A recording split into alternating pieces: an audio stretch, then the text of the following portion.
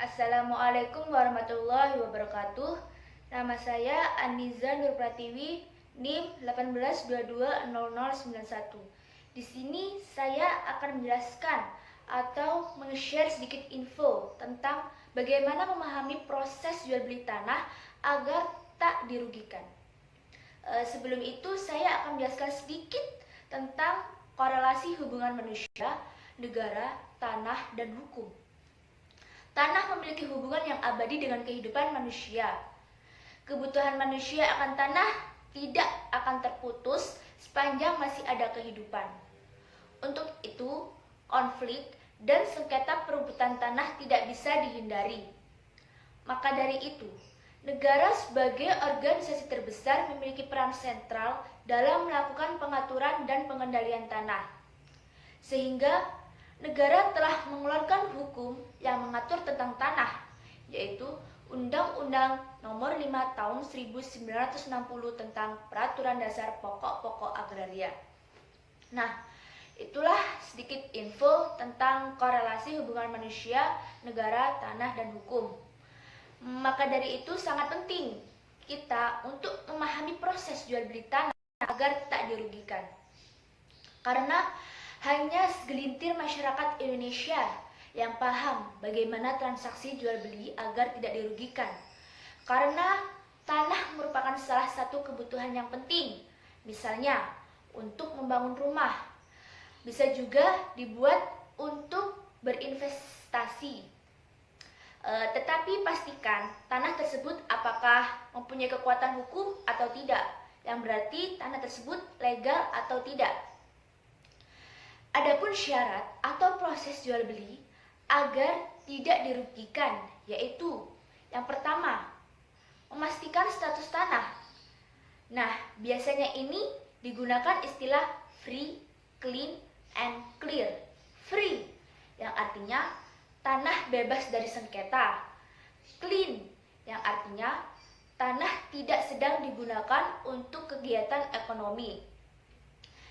Yang terakhir, clear, yaitu batas-batas tanah sesuai dengan sertifikat asli.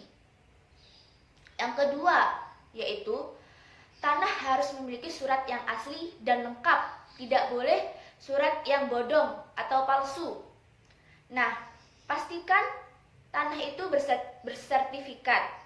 Untuk memastikannya, kita harus cek di Badan Pertanahan Nasional atau yang disingkat sebagai BPN, atau cek sertifikat tanah melalui aplikasi yang bernama Sentuh Tanahku yang disediakan oleh Kementerian Agraria dan Badan Pertanahan Nasional atau BPN. Yang ketiga, yaitu mengecek kondisi tanah. Mengapa sih kita harus mengecek kondisi tanah? Apa tujuannya?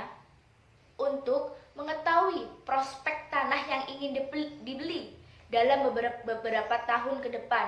Apakah tanah itu baik untuk kita melakukan kegiatan jual beli ekonomi atau tidak. Yang keempat, yaitu membuat akta jual beli atau disingkat AJB.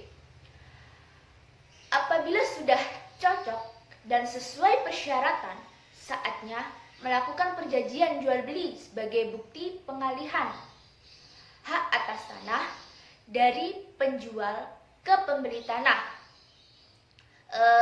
Bentuk-bentuk akta jual beli biasanya berupa sertifikat hak milik dan sertifikat hak guna bangunan atau biasanya disebut GIRIK.